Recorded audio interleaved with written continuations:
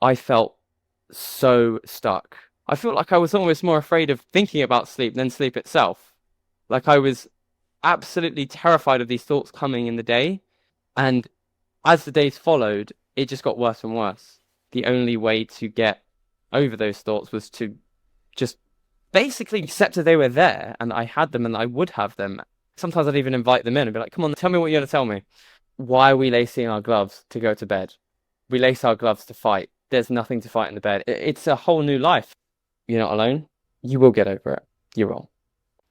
Around his 17th birthday, Joey went to bed early because he had a big day ahead of him. He was planning to visit London with his girlfriend, and friends were coming over to celebrate. Then Joey found a huge spider in his room. He moved to the spare room, noticed he wasn't falling asleep, and began trying to force it. His heart started racing. Anxiety took over. By morning, sleep no longer felt like something that happens naturally. It felt like a problem he had to solve. The next day, Joey could think and talk about little else. That night, while his friends were downstairs celebrating, Joey left his own party and tried to sleep. Over the following weeks and months, the struggle spread into every part of his life.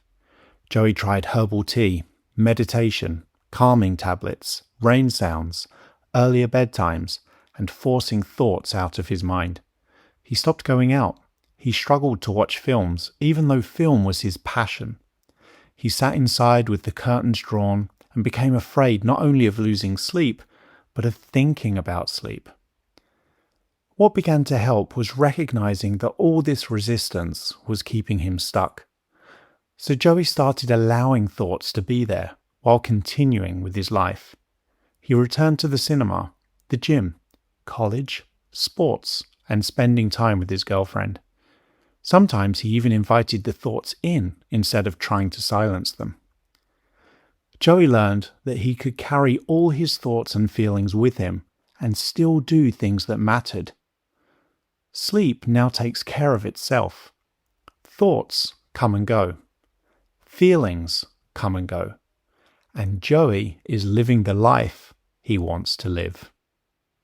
The content of this podcast is provided for informational and educational purposes only.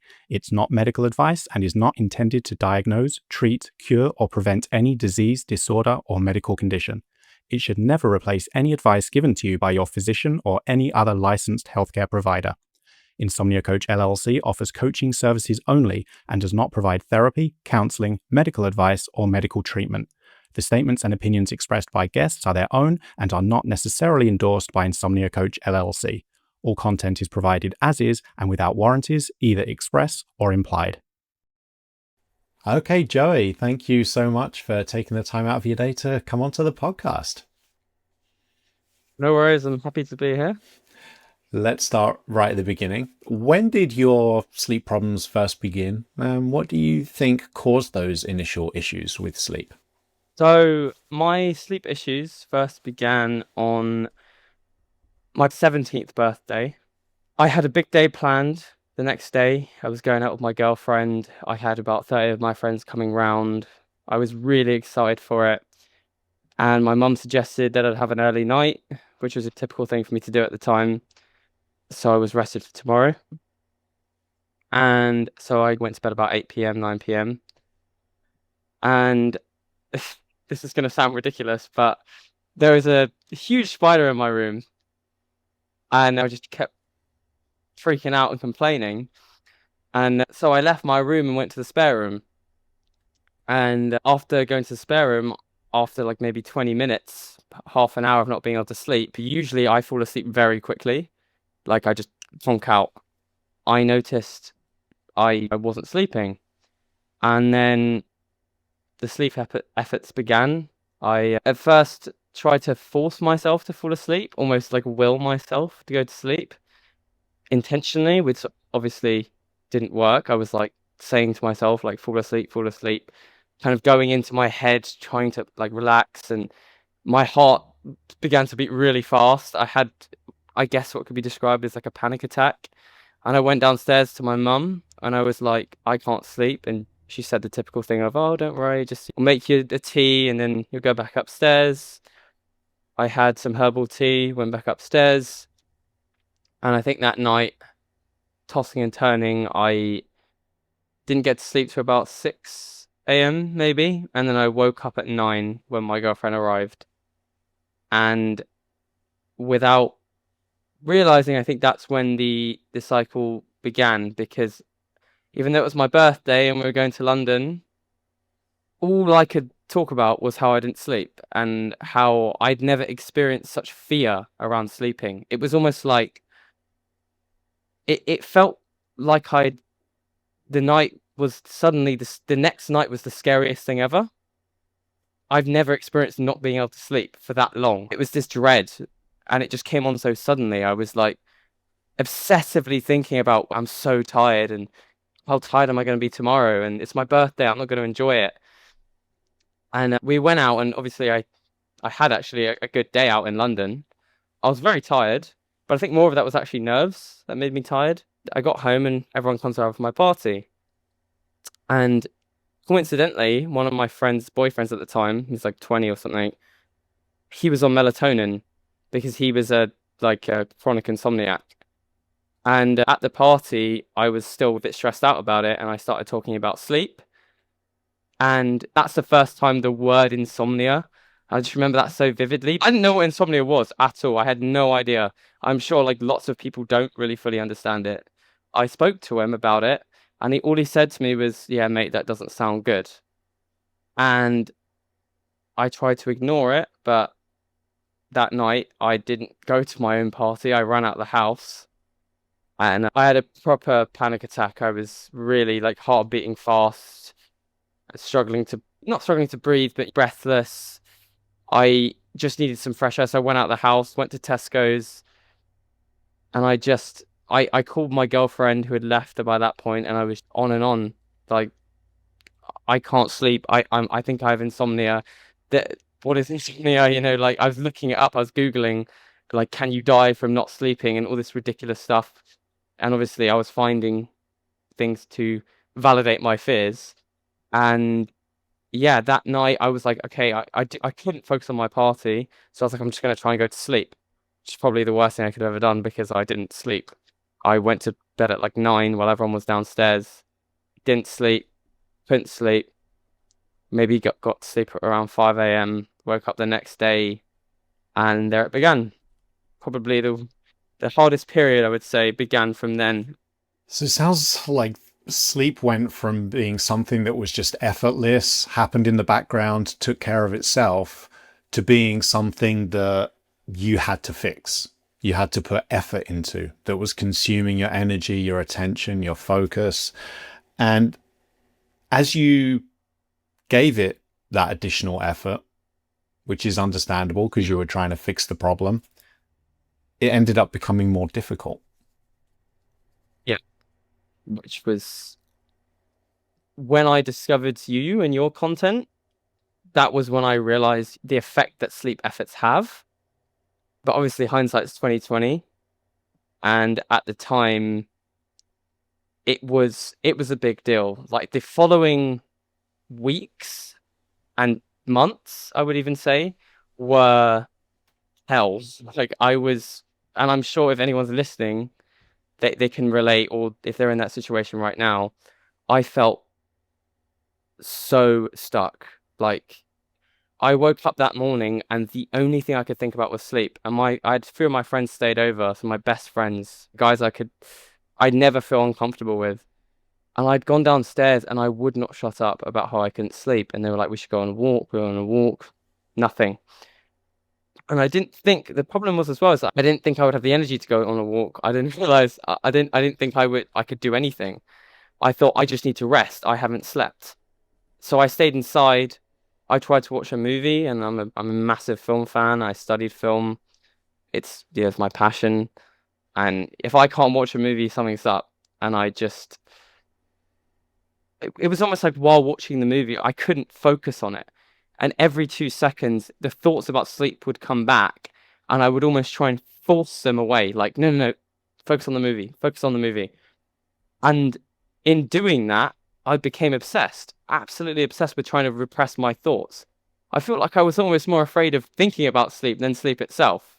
Like I was absolutely terrified of these thoughts coming in the day. And as the days followed, it just got worse and worse. One thing that you mentioned there was how you just felt stuck. And that's very common when we're struggling with insomnia, because all the effort that we're putting into this to try and fix the problem doesn't seem to work. And then all of a sudden we're just kind of out of ideas, right? Because so many things in life respond well to all this problem solving and all the effort. And so then when we come across this thing that doesn't seem to respond, now we're like, oh, now I'm out of options. The only other thing I can do is just try even harder. So then you try harder, still struggle, try harder, still struggle. And that's why it's so easy to feel stuck. I honestly, I could not agree more with that sentence. That is like, you just hit the nail on the head. Like, I think with me, when it's come to issues in my life, I lost a lot of weight. I was really overweight. I was about like 100 pounds overweight, and I lost about 100 pounds. And my grades weren't good, and I studied and got my grades up. I've always been I look at the problem, and I solve it. I think a lot of people are like that. I think most people are like that. And with insomnia, my first thoughts were, obviously I was catastrophizing a lot. But my first thoughts were, how can I fix this? And it just happened, which is crazy. Like nothing was wrong with me. But I was like, how can I fix this? And it's those efforts that made my sleep worse. It was the most stuck I've ever felt. If you're finding this conversation helpful, please take a moment to click the like button. And if you believe more people should hear real stories of recovery from insomnia, consider subscribing to the channel. Every like and every subscription helps these conversations reach more people who need support. Thanks for being here. And the fact that it wasn't going away just made me push even harder. Like you just said, I pushed even harder, and it was like, I tried all sorts of stuff like meditation and like herbal teas, those Palms tablets. I'd even like play rain sounds in my ears when I went to sleep. All sorts of crazy stuff, which if you look at it, maybe some people like it to sleep with, but I never needed it before. Like I didn't, when I used to just go upstairs and go to sleep. And I think doing those things made it seem like there was a problem. There's nothing physically wrong with me, but I'm trying to solve it like a physical problem. And that's where we can even come to this conclusion that something is broken with our sleep system, that we're broken, or that sleep is broken, because it was once effortless, happened in the background, and now we're trying so hard and it's just not doing what we want it to. But the truth is, like you touched upon, no matter how bad that insomnia struggle is, nobody is ever broken. It's just that we're stuck. It's just that what we're doing right now in response to this really difficult situation doesn't seem to be working for us. And that's when opportunity can reveal itself, that maybe there's a different way to approach this. And I am keen to talk about that with you. First of all, though, you touched upon something else that comes with insomnia. It's not just a nighttime problem. It's all those difficult and distracting thoughts and feelings and emotions that can also show up during the day. Tell us a little bit more about that, like what your experience was with that when you were struggling.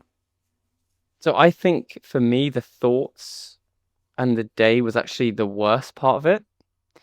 While I was awake, I was only ever thinking about sleep. And I remember actually freaking out to people around me, almost desperately asking people around me, how can I stop thinking about something? Like if you tell me to think about, don't think about a purple elephant, I'm going to think about a purple elephant. Do you know what I mean? And I was losing, honestly, it was an obsession. I was trying to find ways to force myself not to think about it, because it was causing me really bad anxiety in the day. So from the moment I woke up, I'd feel sick, like a wrenching feeling in my gut, and my heart would be racing. And that feeling honestly, for the first few months, so like for the first 2 or 3 months, honestly feel like that feeling never went away. Maybe for like 10 minutes at a time. I like maybe an hour most, I would feel fully relaxed. But that kind of sick feeling, it made it hard to eat. It made it hard to eat. I didn't go outside at all. I stayed in my house. I didn't speak to anyone. Apart from my girlfriend and my mum. And I went from a really outgoing person who I went out all the time. I played sports. I went to the gym to someone sitting in the house with the curtains drawn, thinking about sleep. And yeah, I think it took me a while to understand why I'm having those thoughts and to get over them. When you speak to people, they go, "Oh, well, like they always think there should be some cause for it. Oh, are you less stressed? Like, did something happen, or why are you not sleeping?" And I I didn't know. I didn't have an answer. I was just like, I don't know. I'm just afraid that I won't sleep tomorrow. Like, and that made me feel really lonely. And eventually, like figuring out how you should actually approach these things is what helped me get over it. And your content, wow, like seriously, yeah, you're in the right place if you're listening. You were trying to fix those difficult thoughts and feelings that were showing up in the same way you were trying to fix sleep, which is more resistance to the wakefulness, more resistance to the thoughts and the feelings, Mm. trying to fight or avoid them. And what you found was that got you just as stuck Yeah. as when you were putting effort into sleep. So putting effort into resisting thoughts and feelings equals feeling stuck, just like putting effort into making sleep happen equals stuck. I needed to accept that I was stressed about it. It's almost like I wanted to pretend I wasn't. I wanted it to just go away. But we're human beings. We feel stuff. We have anxious thoughts to protect us from something going wrong. Part of it really to start was just accepting that I actually am upset and I am afraid of not sleeping tomorrow and accepting that's okay. What prompted you to make that shift? I was really struggling for months and I was getting nowhere. If anything, I felt like I was declining, like I was getting worse. I was having sleepless nights. And some nights that I would sleep still. It would be broken, but it'd be like 2 hours for maybe 4 hours sleep. And I tried to go back to college. And like, as the holidays ended, I tried to go back to college. And I went in, I had a panic attack, basically. And I got sent to the office and was just sat in the office in tears, crying like to this random woman, trying to explain to her what was wrong with me. She didn't understand. My mum came, picked me up, took me home, and I remember distinctly thinking, like, at the time, like I am so stuck. I am getting nowhere. I'm not enjoying anything, right? Like I'm not like I can't even enjoy like when something bad happens to you, like I don't know, a breakup or someone says something mean to you and it makes you feel bad. There's always a time where at least maybe you go home and you get a tub of ice cream or you go out with your mates and you watch a film and you can forget about it. But these thoughts were unending for me. Like I just thought about it all the time. I'd be in tears multiple times a day, if I'm being honest. And I, yeah, I eventually thought, okay, right, so resisting this clearly isn't working, or whatever I'm doing isn't working. So I thought, I think what sparked it initially was that I was like, okay, I'm going to feel like this anyway. I've been trying for months to stop this. So I know I'm going to have this feeling. So I may as well just try and go about my life as normal, as if the thoughts weren't there, if you know what I mean. Like I may as well just do what I would have done before. And in doing that, I was able to gain a bit of confidence back. And the thoughts didn't go away, but I also started to do some research and I just looked into first I looked into intrusive thoughts, which is what the main thing I looked into at the start before I found your channel or anything.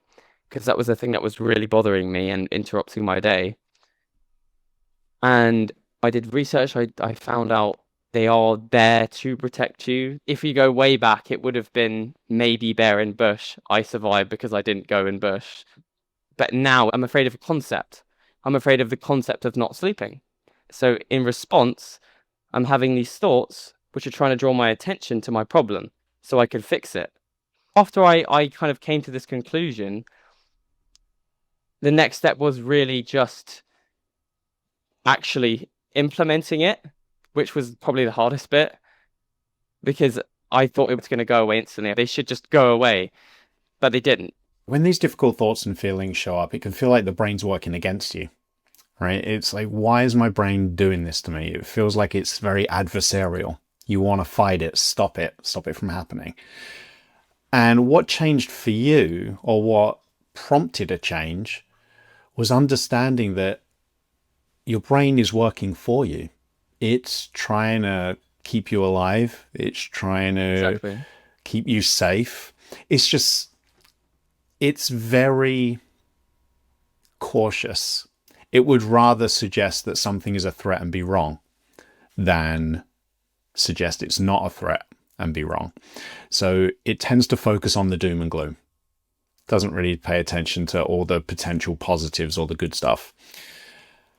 And when you recognize that this anxiety, for example, is coming from your brain trying to protect you, and that maybe your brain is making a mistake, you felt like there was less of a requirement, perhaps, or there was less reason for you to go to war with your mind, to try and get rid of those thoughts and those feelings, to try and stop your brain from doing what you knew it was just going to be doing anyway, as it did its job trying to look out for you. I came across a video that said the way to stop having intrusive thoughts is to stop having intrusive thoughts. What the quote means is, or what it's trying to suggest, is that in essence, to stop your intrusive thoughts ruining your life, you need to stop labeling them as intrusive thoughts. Because as you said, that is what my brain is built to do. My brain is built to keep me alive. I've tried for months that this isn't just going to go away, and I'm not going to be able to just force it away. And in realizing that, it was comforting. I'd have a 3-step process where I would rationalize. So I'd be like, is this worth worrying about? The answer when it was to do with sleep was always no. And then it was remind, which was like, okay, these are just thoughts. These are just thoughts. And then it was basically go on with your day. So just keep doing whatever you're doing. Don't change anything. When these thoughts and feelings show up and they're coming from the brain doing its job of trying to look out for you, what's the brain going to do when we try to resist? It's just going to yell louder. All right. It's like if we see a toddler heading towards the train tracks and we see a train coming, we're really scared for that child, right? So we're going to yell at them, stop, stop, stop. And what are we going to do if they just ignore us? They put their hands over their ears and they carry on walking towards that train track. We're going to really freak out and yell louder and louder and louder. And that's really the mechanics of what a panic attack can be, right? It's we notice this difficult thought or feeling that we don't want to be present. So we try and resist it. Now the brain's like, hang on, I've got some important information here. I'm trying to keep you safe, keep you alive, and you're ignoring me. You're going to yell louder, and then you're going to resist more, and then the brain's going to yell louder, and it just escalates and escalates and escalates.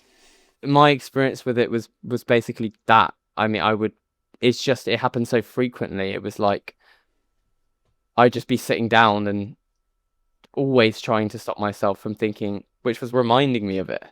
Which is another thing. I feel like this effort to stop is actually reminding you, and it's also reassuring those thoughts that there is actually a problem. The only way to get over those thoughts was to just basically accept that they were there, and I had them, and I would have them. I appreciated that I would have them again, that they would come back. I remember going to cinema with my girlfriend and being like, okay, I'm going to watch the movie, and if the thoughts come, they come. I did get nervous. I did get anxious, but I understood now it's not for no reason. I understand why it's happening and where it's coming from. Sometimes I'd even invite them in and be like, come on, tell me what you're going to tell me.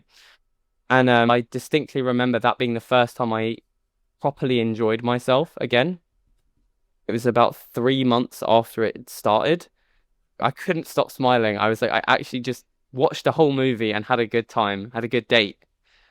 Something you touched upon there was, as you were practicing this, you emphasized, which is great, that this didn't suddenly magically transform your relationship with all these thoughts and feelings overnight, and that they still were present, they were still showing up, and they were still difficult to experience.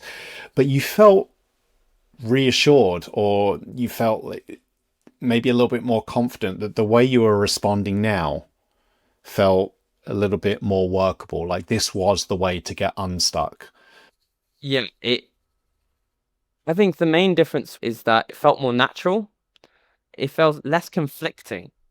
I almost felt like I'm helping myself out. I'm here for everything. It's okay. I understand. I get the problem. I get why you're scared. I'm on this journey with you rather than I'm against you. I think that's why it felt better. It felt less adversarial. You're in a partnership, you're part of a team. You might not always agree with the person that's on your team, but you know that they're still trying to do their best for the team. They're just maybe going about it in a different way. Yeah. It's actually a really sweet way of looking at it. I did actually feel less lonely because if you always have someone, right? You always have you. I saw it eventually as we're on this journey together. Why am I ignoring you? Why am I treating you so badly? I wouldn't tell my friend to shut up if they were concerned. Right? I wouldn't push them away. It sounds like you were being kinder to yourself when this stuff was showing up. I was so hard on myself. The stigma around it, it really, really hurt.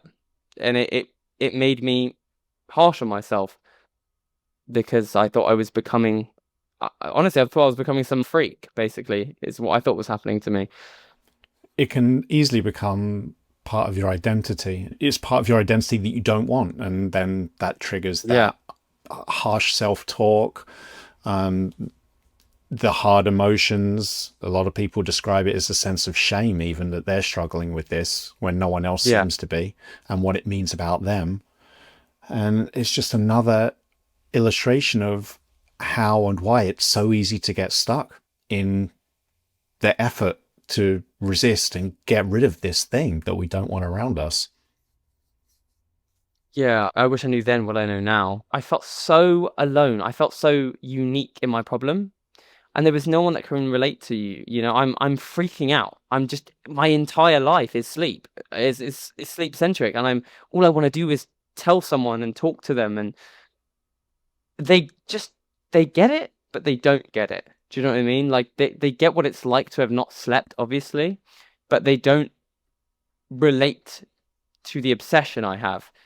And that I think it's almost like this lightning in a bottle that it all comes together to cause this problem and to prolong it. I'm curious what you would say to someone who has the understandable and completely valid concern that, well, what if I drop this resistance to anxiety, for example, or whatever other difficult feeling is present, and it gets worse, it gets stronger, it gets more intense? There's this understandable fear that lowering that resistance, dropping the resistance, making space for this stuff to exist is going to make it even more difficult. Like it just seems impossible to Yeah. accept that as a potential strategy or a way of dealing with this. How would you address that concern?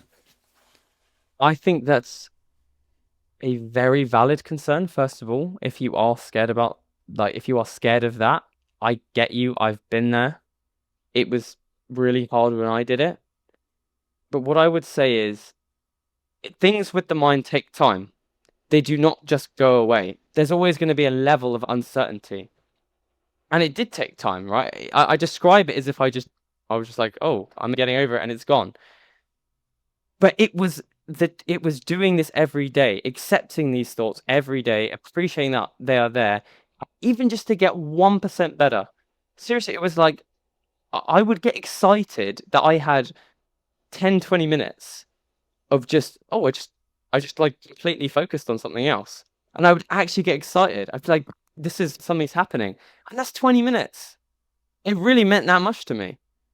And it will take time. And what I would say is, look at your situation, and if you are stuck, look at what you're doing, and most likely you are resisting it and you are fighting it. And that's not leading you anywhere. There are plenty of people who have been through what you've been through and come out the other side. I wholeheartedly believe that this way of accepting thoughts, and especially not changing your life over them, is the best way to get over insomnia. I genuinely believe that. And intrusive thoughts in general. Take the leap of faith. Well, change is hard, and change can be really scary as well. And without change, nothing changes. Sometimes just seeing change as an experiment can sometimes take a little bit of the pressure off. Play around with this, experiment with it for a few days maybe, or a week, and just see what I take from it. Because everyone listening to this is the expert on their own experience. And just conducting a little experiment gives you the opportunity to reflect and learn and decide then how you want to move forward. Change is hard, and often not changing can be even harder. Yeah, exactly. I remember lying on the sofa and being like, I cannot enjoy anything. Nothing is working. I feel like my life's over. And I really, at that time, there were some dark thoughts. And I really was like, I can't do it anymore. I cannot wake up tomorrow and go through this again. And I fell asleep on the sofa at some random time I don't even know. And I woke up the next day and I just thought, I'm gonna feel like this anyway. I may as well just try. I may as well try and just go on. I may as well just accept them as a part of my life and go on with it. And I'll go to the gym. And I went to the gym and I remember I actually didn't do too bad, which really surprised me. I was actually like a lot stronger than I expected it to be without like 2 months of no training, and I was like fine actually. And the sleep didn't really affect it at all. That can help lift some of the pressure off, can't it? When you give yourself that opportunity to recognize how capable you still can be independently of sleep, and even when these difficult feelings and thoughts might be present. When you have that learning experience of doing things that reflect who you are, who you want to be, even when all this difficult stuff is present, the sleep issues can still be there, the thoughts and the feelings can still be there, but now they're not the only thing that's there. Exactly. You still have your life. Nothing has changed. Nothing has changed. You still have everything you had before. The only thing that's changed is that you're worried about not sleeping and you're struggling to sleep. There are people who work jobs and go out and party and do all sorts of stuff, and they're actually like sleep depriving themselves intentionally with alcohol and by staying up late. He will just get up the next day, like, chug a beer and just go down the gym or go for a run. The only difference between you and that person is the way that they are treating not sleeping. They're not even thinking about it. And obviously that's easy to say, but it's not a problem for them. That is the isolated variable. The fact that it is a problem to you, the fact that having not slept means you have to change your day, or means you can't go for that thing you wanted to go for. You can't go out with your mates because you're too tired. You've got to get to bed early. Yes, you absolutely can. You absolutely can. I had nights where, I didn't sleep for 2 days, and I'm still going out with my girlfriend at this point. I'm still going on trips, Christmas dinner, going out, playing sports, playing tennis, playing basketball, all on no sleep. And you think, like, prior to that, I would have thought I could have never done that. I thought there's no way. And yeah, maybe I felt a little bit tired here and there, but if you are struggling right now, I really urge you, go for a walk. Or what's your favorite sport? Or what's your favorite thing to do? Go do it. Invite a friend, go do something. You will feel like a weight has been lifted off your shoulders because you can do it. It really doesn't affect you as much as you think. In terms of putting this into practice, let's say that you're out for a walk with your friend, something you just mentioned. You notice maybe your heart starts to pick up, your shoulders start to get tense, you notice some anxiety starting to show up. Yeah. In a practical sense, what does this new response look like? So I would have this, what you've just described, all the time. At the start, all the time, I would go out and I'd get the heart beating, the tense feeling. In practice, what I would say is, accept that it's there. Do not change a thing. And you know what? It might not go away. It might not go away the first few times. It might be there for an hour and then it goes for an hour and then it comes back. But I promise you, it will. Eventually it will. Accept it's there and just keep going on with it. I believe that if you feel like that, you should go to work. You should stay in work. I really feel that no matter how bad you feel, I think you should still go through with it. Because you're showing your mind, you're showing your body and your mind, there is nothing to worry about. I'm okay. I don't have to change a thing. I'm enjoying myself. Staying committed to whatever that action might be that you're doing or that you want to do helps train your brain that whatever it has flagged as a threat maybe isn't a threat. And maybe the presence of anxiety doesn't have to be a barrier or an obstacle to living the life that you want to live. And something that you really emphasized was how anxiety really is anxiety about anxiety. Yes. A lot of the time it has been, I'm worried about being worried. Something triggered it, but I'm worried that I will get worried again and I won't be able to stop worrying, which is a lot of worries. I'm worried that if I get anxious again, it won't go away. I had my relapse. It's because I didn't sleep for a night, and then I didn't sleep the next night because I was worried about it, and I'm like, oh, here, I'm back again. Oh no. After about a week, I remembered and I began trusting my process, being like, you were here before, although you're panicking and every part of your body is telling you to focus on this. You've been here before. If you look at what you have, you've been through it and you've got over it. You can do it again. What's different? If anything, you know more now. I think when we tie progress into how we're sleeping, there's that potential for some ongoing struggle because we see the way forward as I need to be getting a certain amount or a certain type of sleep on a certain number of nights, whatever that might be. And so then when that doesn't happen, then it feels like all progress is lost and we're back to square one. What can be helpful is when we measure progress based on our actions, because our actions are within our control compared to sleep, which seems to be out of our direct control. So for example, it might be, how am I approaching sleep? Am I engaged in sleep efforts? How am I responding when sleep doesn't happen? Am I still doing things that matter? That can be a more helpful way of measuring your progress versus how am I sleeping from night to night? Because it just ensures that whatever you're doing is focused on stuff that you can control rather than all this stuff that's out of your control. Definitely. Progress is never linear at all. I still had nights where I completely missed sleep. The difference is that I was sticking to what I had decided. I was sticking to this new method. Another measure of progress is, am I getting in this practice with this workable way of responding? So for example, a more useful way of measuring progress isn't, oh, these thoughts and feelings are showing up or not.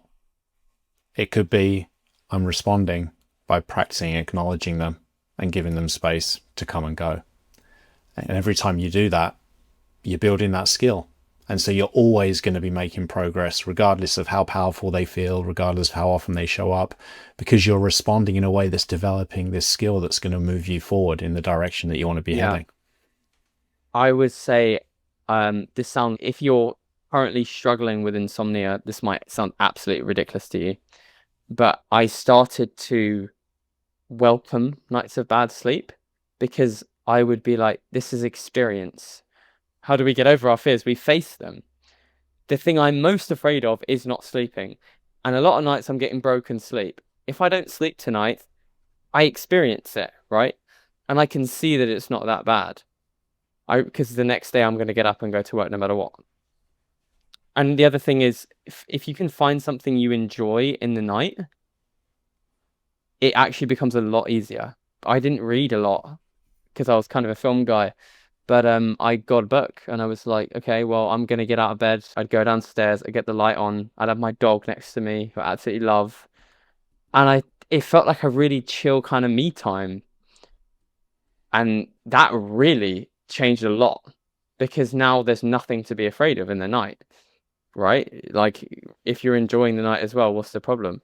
Well, I'm glad you touched upon approaching the nights, because we've spent a lot of time talking about all the difficult stuff that shows up during the day. It sounds like something that you found helpful was examining your response to being awake at night and what was a workable way for you to respond to that. And you had maybe the old way, or the primary default response of trying really hard to make sleep happen, putting effort into it, trying to get rid of the wakefulness, trying to control and clear your mind from all thoughts and feelings.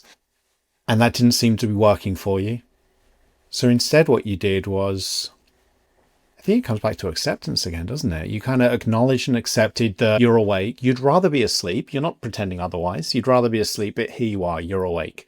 And you're noticing whatever your brain's doing. And instead of going to war and battling away through the night, you decided to do something that helps you experience that stuff with a little bit less struggle. Yeah, definitely.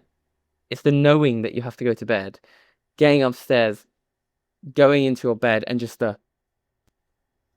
I'm now in bed, I'm alone. You're left alone with your thoughts. And that part for me it was really difficult to get over, and it was really difficult to accept, because obviously you want to sleep. You'd rather sleep than not sleep. And it's a part of that is really just I have to just accept that I'm not going to sleep. Like it really is, I'm not going to sleep, or I might not sleep. So what, right? And it sounds so easy to say now, but it really is that simple as you're awake. And what? As we say in England, and what? And as you mentioned a few times, the sleep efforts, it's not intentionally going to bed earlier. Stop the herbal teas unless you like the taste of them. These things are reminding you that when you go upstairs, there's something scary you have to prepare for, right? Like there's something I'm armoring up for. I'm lacing my gloves. Why are we lacing our gloves? To go to bed.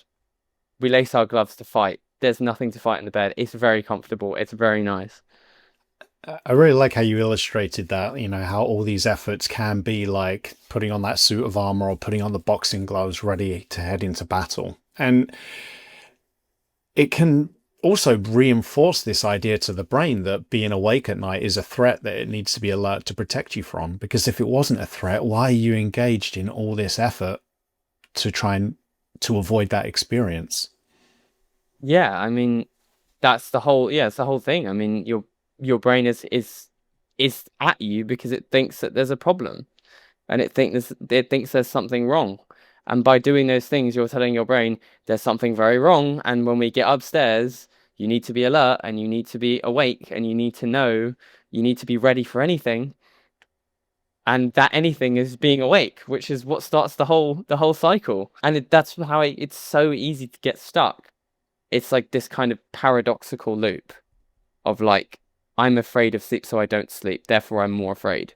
And when you look at the loop, when you look at what's happening to you, really the only thing that's real is the fear. Like the only thing that's actually happening is the fear.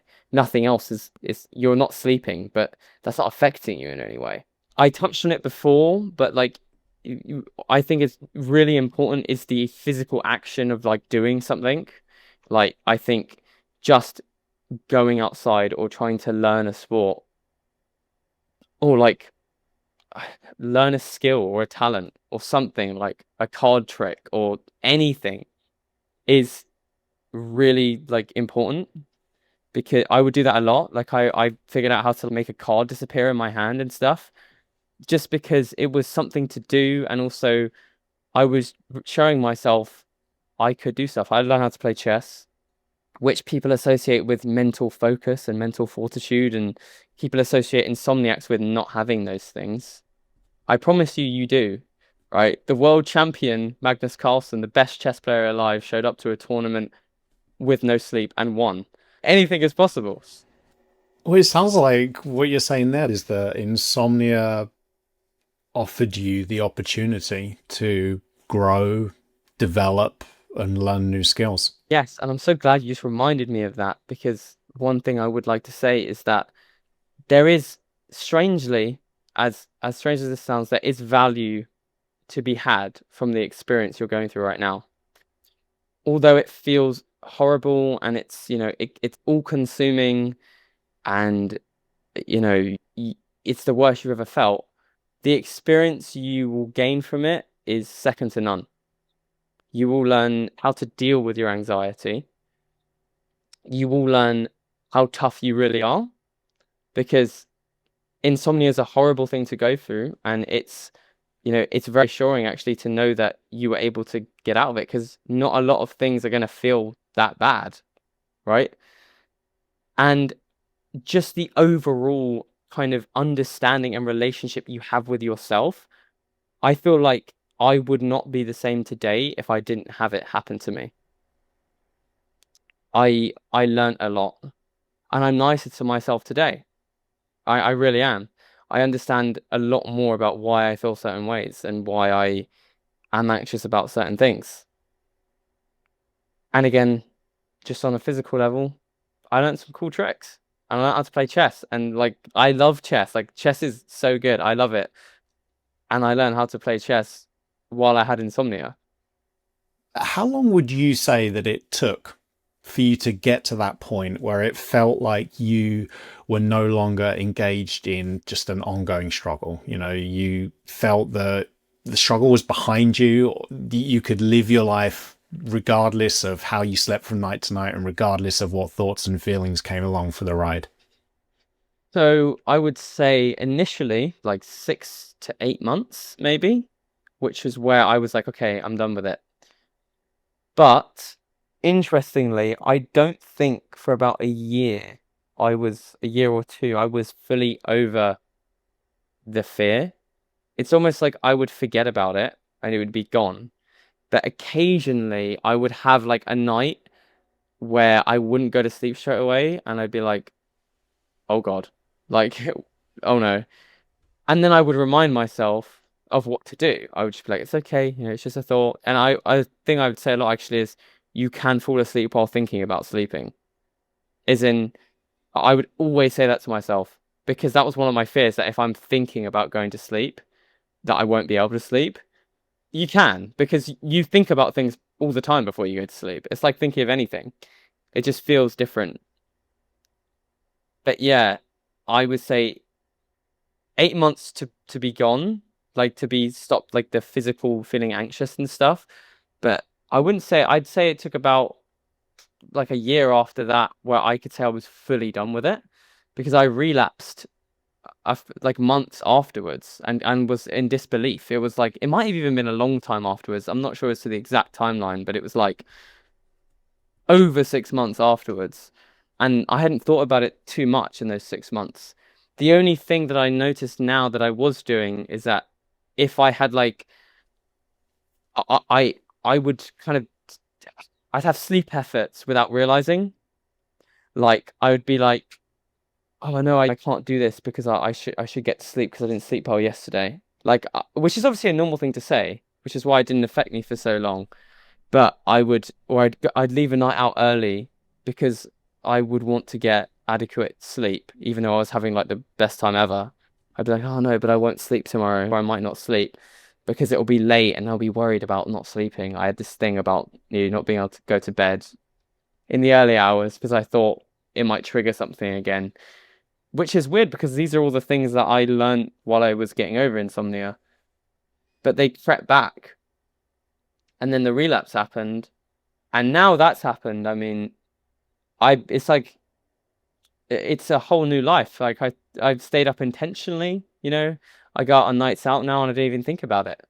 I just get home and I'm like, and yeah, and the crazy thing is that I still have the thought. Like the thought might still come sometimes. Interestingly, last night I actually had the thought, and it was because of this podcast. I had the thought, but I actually slept for ages last night because I now know that those thoughts are completely normal because it's a big part of my life. Obviously, going to think about it. It doesn't mean it's coming back.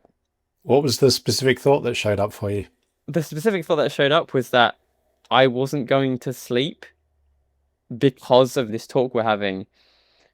I got like maybe a little spike for a second, and I was like, you've had this many times before. It's all right. It's no different to any other night. And even if I don't sleep, and that was the big thing. I was like, even if I don't sleep, it'd be a funny story in the interview. It would be a reminder that some nights we get less sleep than others, and that just as all human beings have days that don't always go to plan, we'll also have nights that don't go to plan. What matters is what we do in response to that. Like, I can have these thoughts. It's okay. And crazily, I can not sleep and I can be fine. I really can. And I can still do whatever tomorrow. I think as well, I don't know if you've had anyone before who was in school when they had it happen to them the first time. But I was thinking like, I'm not gonna be able to do my exams, my college work. And I had insomnia through the entire period of my revision and my exams and the production of my short film, and the coursework for it. We had a 15-hour exam where you had to write and write and write and write and whatever, which was across 3 days. And I'm thinking, oh God, right? But I can say that I got A star, A star, A, right? And that was without sleep. Because I at that point I was over it enough that I could still study, and I'd get anxious, but I would still complete my work. So all this stuff about, oh, you have an exam tomorrow, you need an early night. It'd be nice to have an early night, but you don't need it. And that awareness and that experience can be so powerful. Yeah, I mean, it's changed my life for the better, definitely. If someone with chronic insomnia is listening and they feel as though they've tried everything, that they're beyond help, that they'll never be able to stop struggling with insomnia, what would you say to them? First of all, I'd say you're not alone. You're not alone. Lots of us have been through it. I feel you. I'm here for you. And secondly, like I said before, you will get over it. You will. You're strong. You've made it this far. Like, if you've made it this far to the point where you've searched this up and found this video and you're watching it and you've been through it for however long, you're a really strong person. You might feel like you're a weak person, but you're actually a very strong person. I thought I knew what pain, suffering felt like, but I didn't know to quite the lows I could get to until I had insomnia. You are absolutely amazing. I really believe, like, anyone who's been through this, you really are so strong and you're so amazing, and you're going to get through it. Like, I promise you are going to get through it. All right. Well, Joey, thank you again for coming onto the podcast. Thank you very much. I've loved it. Thanks for listening to the Insomnia Coach podcast. If you're ready to get your life back from insomnia, I would love to help. You can learn more about the sleep coaching programs I offer at insomniacoach.com. And if you have any questions, my email address is hello@insomniacoach.com. I hope you enjoyed this episode of the Insomnia Coach podcast. I'm Martin Reed, and as always, I'd like to leave you with this important reminder. You are not alone, and you can sleep.